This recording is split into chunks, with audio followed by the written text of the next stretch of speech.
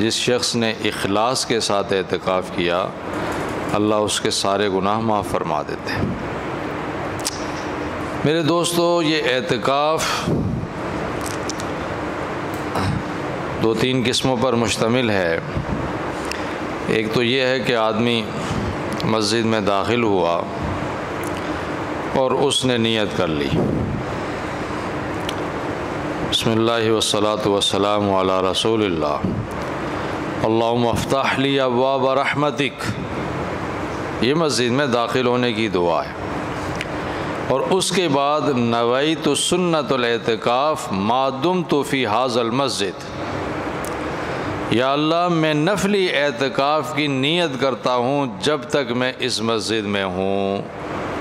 یہ نفلی اعتکاف ہے، جب تک آپ مسجد میں ہیں، آپ اعتکاف کی حالت میں ہیں، آپ پر اللہ کی رحمتیں برکتیں نازل ہو رہی ہیں، آپ اللہ کے مہمان ہیں، فرشتے آپ کے ہم نشین ہیں، اور اس دوران اگر آپ باہر کے کاموں کو چھوڑ کر آئے ہیں تو اللہ ان کاموں کا معین و محافظ و مددگار بھی رہے گا انشاءاللہ۔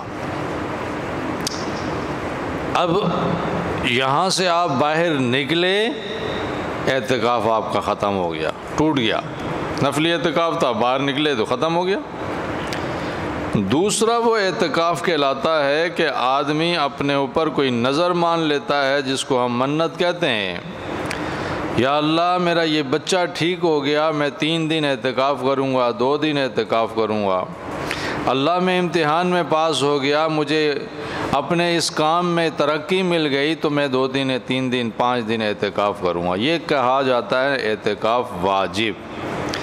منت مانگی، اپنے نظر مانگ کر اپنے آپ کے اوپر یہ چیز آپ نے لازم کرا دی۔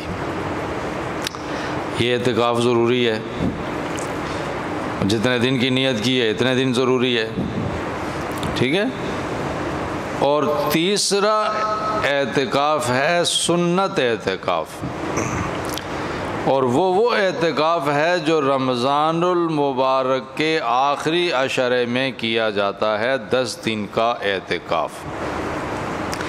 20ویں روزے کی مغرب سے پہلے آپ نے مسجد میں داخل ہونا ہے، اور جب چاند نظر آ جائے، چاند رات کو، ظاہر ہے چاند تو نظر آتا ہے مغرب کے بعد ہی، تو مغرب کے بعد پھر آپ اس اعتکاف سے فارغ ہو جاتے ہیں، اس سے پہلے نہیں۔ یہ سنت اعتکاف ہے۔ آپ علیہ الصلاۃ والسلام نے اپنی حیات طیبہ میں کبھی بھی اس اعتکاف کو مس نہیں کیا، کبھی بھی یہ اعتکاف آپ سے نہیں رہا الا مرۃ واحدہ، مگر ایک دفعہ آپ صلی اللہ علیہ وسلم سے یہ اعتکاف رہ گیا۔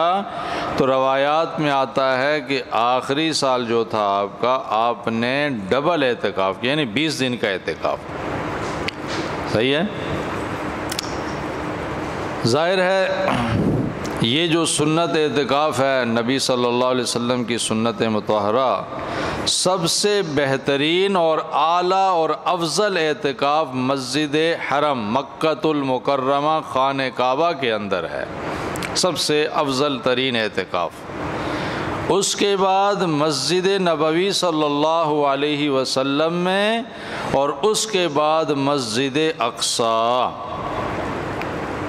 اور اس کے بعد جامع مسجد، پھر اپنے محلے کی مسجد کے اندر۔ صحیح ہے۔ اور عمومی طور پر یہ فرض کفایہ کہلا جاتا ہے کہ اگر محلے میں کوئی بھی آدمی مسجد میں اعتکاف نہیں کرتا، سارا محلہ گناہ گار ہوگا، اور ایک بھی بیٹھ گیا تو مسجد محلے کی طرف سے اس کا فرض پورا ہو گیا۔ تو یہ سنت اعتکاف میرے دوست اور عزیزو، آج انشاءاللہ العزیز ہماری مساجد کے اندر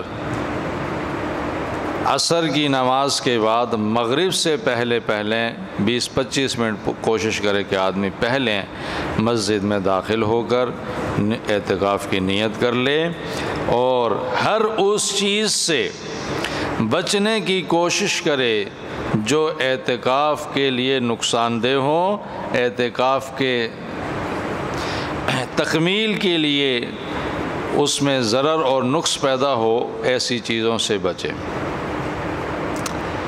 اپنے آپ کو اللہ کے لیے وقف کر دینا ہے۔ زیادہ سے زیادہ وقت میرے دوستو ذکر اور عبادت کے اندر، دعاؤں کے اندر یہ ہمارا وقف ہونا چاہیے اور خرچ ہونا چاہیے۔ ہمارا ٹائم ٹیبل، ہم نظام الاوقات ایسا بنائیں، بہت ضروری ہے۔ کچھ بچے بیٹھے ہوئے ہیں اعتکاف کی نیت سے، تو ان کی خدمت میں عرض کرتا چلوں کہ مسجد میں رہتے ہوئے اگر ہم مسجد کے اعمال کی تکمیل نہ کر سکے تو پھر اعتکاف کیا ہوا؟ تو سب سے اہم بات، فرض نماز کو تکبیر اولیٰ کے ساتھ پڑھنے کا اہتمام۔ آپ جب تک 10 دن یہاں ہیں، کوئی فرض نماز آپ کی تکبیر اولیٰ کے ساتھ فوت نہیں ہونی چاہیے۔ ہر نماز کو آپ نے صف اول میں تکبیر اولیٰ کے ساتھ پڑھنا ہے، اس کا اہتمام ہو۔ اس کے ساتھ ساتھ میرے دوست اور عزیزو، فجر کی نماز پڑھ لی، تھوڑا ذکر و اذکار کر لیا، تلاوت کر لی جب تک کہ اشراق نہ ہو جائے۔ جیسے ہی سورج نکلنے کا وقت یہاں آپ کے پاس موجود ہوگا، اس کو دیکھا، وقت مقررہ پر 15-16 منٹ رک گئے، اور اس کے بعد 4 رکعت 2 کر کے آپ نے نفل پڑھ لیے، جس کو ہم اشراق کہتے ہیں۔ آپ کے نام اعمال میں اللہ پاک انشاءاللہ ایک حج اور ایک عمرے کا ثواب لکھیں گے۔ اور اگر آپ نے 10 دن یہ کیا تو کتنا ہو جائے گا؟ 10 عمرے اور 10 حج۔ یہ نبی صلی اللہ علیہ وسلم کا فرمان ہے، یہ پکی بات ہے۔ اتنا اجر اور اتنا ثواب آپ کے نام اعمال میں اللہ لکھیں گے۔ اس کے بعد سو جائیں اور کوشش کریں کہ 10 ساڑھے 10 بجے دوبارہ اٹھ کر چاشت کا اہتمام کریں۔ یہ بڑی اہم نماز ہے، یہ روزی کی برکت اور زندگی کے تمام معاملات کے خیر الامور کا یہ اس میں اللہ نے عنصر رکھا ہے۔ تو کوشش یہ ہو کہ یہ کم سے کم اس کی 2 رکعتیں ہیں اور زیادہ سے زیادہ 6 رکعتیں، اس کا اہتمام کریں۔ یعنی مسجد میں رہتے ہوئے ہماری یہ چیزیں ضائع نہ ہوں، ہم اس کا اہتمام کریں۔ 10 بجے اٹھ کے، 10:30 بجے اٹھ کے یہ پڑھ لی، اور اس کے بعد اپنے ذکر و اذکار تلاوت میں ظہر تک صلاۃ تسبیح کا اہتمام کریں۔ روزانہ کی بنیاد پر ہم مسجد میں بیٹھے ہوئے ہیں، کوئی اور کام تو ہے نہیں ہمارا۔ اللہ نے جب ہمیں فارغ کر دیا، ہمارے ماں باپ نے، ہمارے اور عزیز و اقارب نے جب ہماری ذمہ داری لے لی اپنے دوسرے کاموں کی، ہمیں مسجد کے لیے وقف کر دیا، تو اب یہ جو سنتیں ہیں، یہ جو نوافل ہیں، یہ جو جتنی سی زیادہ سے زیادہ عبادت ہے، کم سے کم ہم اپنے لیے حاصل کریں۔ اسی طریقے سے میرے خیال زور سے بعد سے عصر تک کا جو وقت ہے، اس میں کچھ وقت آپ آرام کے لیے بھی رکھ لیں۔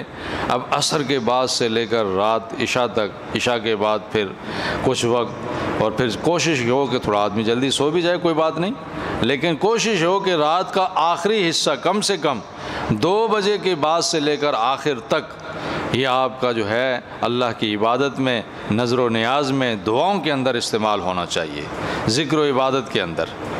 تو اس میں انشاءاللہ العزیز کچھ وقت آرام بھی آپ کو سہولت سے مل جائے گا، اور زیادہ وقت اللہ کی عبادت میں، اللہ کی خوشنودی کے لیے۔ تو آپ اندازہ یہ لگا لیں کہ نبی صلی اللہ علیہ وسلم نے بیان فرمایا کہ معتکف، ظاہر ہے جب آپ مسجد میں آ گئے تو بہت سارے گناہوں سے تو آپ ویسے ہی بچ گئے، مسجد کی برکات سے، مسجد کی 4 دیواری کی برکت سے۔ تو اب شیاطین یا نفس، یہ تو ظاہر ہے ہمارا دشمن ہے، جس نے 11 مہینے شیطان نے اس نفس پر محنت کی ہوتی ہے، تو یہ ورغلانے کی کوشش کرتا ہے۔ نفس کے تقاضے ہوتے ہیں، خواہشات ہوتی ہیں، بالخصوص میرے دوست اور عزیزو، یہ جو موبائل ہے، اور پھر موبائل کے اندر بھی جو ٹچ موبائل ہے، یہ تو سمجھو کہ بہت بڑا ایک آلہ ہے وقت کے ضیاع کا۔ اور بلکہ ہمارے بزرگ حضرات تو فرماتے ہیں کہ یہ جب سے ایجاد ہوا شیطان تو غفلت کی نیند سو گیا. اب اس نے اپنا کام کیا کر لیا؟ پورا کر لیا. اس نے کہا کہ یہی چیز کافی ہے لوگوں کی گمراہی کے لیے، اللہ سے دوری کے لیے، میں اب آرام کر لوں. تو بہت احتیاط کی ضرورت ہے، بہت احتیاط کی ضرورت ہے. اور ہمارے اکابر اور بزرگ حضرات تو فرماتے ہیں کہ اس کا استعمال ہی نہیں ہونا چاہیے ہے. لیکن اگر بہت زیادہ کوئی ضرورت ہے تو کوئی چھوٹا موبائل ہو. ہمارے مدارس دینیہ کے اندر آج تک، ابھی تک میرے دوست اور عزیزوں، اس بڑے موبائل پر بڑی سختی کے ساتھ پابندی ہے. اور ہمارے جامعۃ الاسلامیہ بنوری ٹاؤن، جامعہ فاروقیہ دارالعلوم کراچی کا تو یہ نظم اور یہ انہوں نے لکھ کے رکھا ہوا ہے کہ اگر کسی طالب علم کے پاس یہ موبائل دیکھا گیا تو یہ ضبط ہو جاتا ہے. اور کہیں طلباء ایسے ہوتے ہیں کہ اگر ان سے لے لیا گیا تو پورے سال یہ ضبط رہے گا. اگر کچھ نظم رہا تو سال کے آخر میں پھر ان کو واپس دے دیا جاتا ہے. لیکن پورے سال ان پر پابندی. ہاں چھوٹا موبائل ہے، آپ نے گھر میں بات کرنی ہے، یہ وہ بھی عصر سے لے کر مغرب تک. اس دوران وجہ کیا ہے میرے دوستو اور عزیزو؟ اس لیے کہ ہماری توجہ جس کام کے لیے ہم آئے ہیں وہ اس کام پر میری اور آپ کی پوری توجہ مبذول ہونی چاہیے، استعمال ہونی چاہیے. اب جب ہم اللہ جل جلالہ نے وَأَنْتُمْ عَاقِفُونَ فِي الْمَسَاجِدِ، جب تم مسجد میں رک گئے، اب یہ مسجد تو اللہ کا گھر ہے. وَأَنَّ الْمَسَاجِدَ لِلَّهِ فَلَا تَدْعُوا، اللہ کے علاوہ کسی کو پکارنا ہی نہیں ہے. صحابہ رضی اللہ تعالیٰ عنہ اجمعین کی صفات میں یہ بات لکھی ہے کہ مسجد میں داخل ہونے کے بعد دوسرے ساتھی سے کسی خیر کے کام کی طرف بھی کوئی بات نہیں کیا کرتے تھے. اور کسی سے کوئی بات ہوتی تھی تو توجہ کیا کرتے تھے، اس کو کوئی کنکری اس کی طرف پھینک دی اور اس سے اس کو اپنی طرف متوجہ کیا، بات بھی نہیں، اس کو یعنی آواز بھی نہیں دیتے تھے. تو ہمارے لیے تو الحمدللہ یہ ہے کہ ہم ذکر کے حلقے لگائیں، درس و تدریس کے حلقے لگائیں. اب وہ جو اعتکاف میں ہیں کم سے کم میرے دوستو اس کا تو اہتمام ہو کہ ہم قرآن کو صحیح طور پر پڑھنے کی کوشش کریں. بہت سارے لوگ ایسے ہوں گے جو حافظ ہوں گے، بہت سارے ایسے لوگ ہوں گے جن کی قرآن کی اچھی مشق ہوگی، ہم ان کے ساتھ بیٹھ کر اپنی آخری کی جو صورتیں ہیں ان کی مشق کریں ہیں. اسی طریقے سے آپ کے پاس ائمہ حضرات، قراء حضرات مساجد کے حوالے سے موجود ہوتے ہیں، ان سے تھوڑا سا وقت لے کر قرآن کو صحیح کرنے کی کوشش کریں، ان سے اپنی روزمرہ کی زندگی کے مسائل سیکھیں. یہ میرا کام ہے، یہ میری مشغولیت ہے باہر کی زندگی میں، اس کو دین کے موافق اور دین کے مطابق کیسے کرنا اس کو سیکھیں، تاکہ اگلا جب اب میرا قدم باہر جائے تو میں ایک تربیت، اعتکاف نام ہے تربیت کا، اعتکاف نام ہے اللہ سے عہد و پیمان کرنے کا کہ یا اللہ یہ میں آپ کے وقت آپ کے لیے آیا ہوں آپ کے دروازے پر، اس لیے کہ میں یہ عہد کرتا ہوں کہ میں اپنی زندگی کو آپ نے حکموں اور آپ کے پیارے نبی کے طریقوں کے مطابق گزاروں گا. اس لیے آپ سے مانگنے کے لیے آیا ہوں، اس لیے آپ کے دروازے پر آ گیا ہوں. تو انشاءاللہ ثم انشاءاللہ آپ دیکھیں ابن عباس رضی اللہ تعالیٰ عنہ کی روایت آتی ہے کہ وہ اعتکاف میں تشریف فرما تھے، کوئی صاحب آئے اور ان سے کہا کہ مجھے کوئی کام ہے، کوئی غرض ہے. تو آپ مسجد سے نکلے، اس کے ساتھ کسی ساتھی نے روک لیا کہ بھائی آپ تو اعتکاف میں ہیں، آپ کہاں جا رہے ہیں؟ فرمایا آپ صلی اللہ علیہ وسلم کی قبر کی طرف اشارہ فرمایا کہ میں نے صاحب قبر سے یہ سنا ہے جو کسی مسلمان بھائی کی حاجت روی کی کوشش کرتا ہے، یعنی اس کی کسی ضرورت کو پورا کرنے کی کوشش کرتا ہے، اللہ پاک اس کو اعتکاف کا ثواب دیتے ہیں نا کتنا، اس کو 3 خندق جہنم سے دور فرما لیتے ہیں، اور 1 خندق کا فاصلہ زمین اور آسمان کے درمیان ہے. اب آپ اندازہ لگائیں. تو اعتکاف یہ نفلی اعتکاف تھا ان کا، لیکن اب ہم مسجد میں ہوں، ہماری وجہ سے کسی دوسرے نمازی کو تکلیف پہنچے ہیں، کسی اور ساتھی کو تکلیف پہنچے، کتنے دکھ کی بات ہے. ایذائے مسلم تو حرام ہے نا. تو اس لیے ان چیزوں کا اہتمام ہو. اللہ مجھے اور آپ کو عمل کی توفیق نصیب فرمائے. سنتیں پڑھ لیں.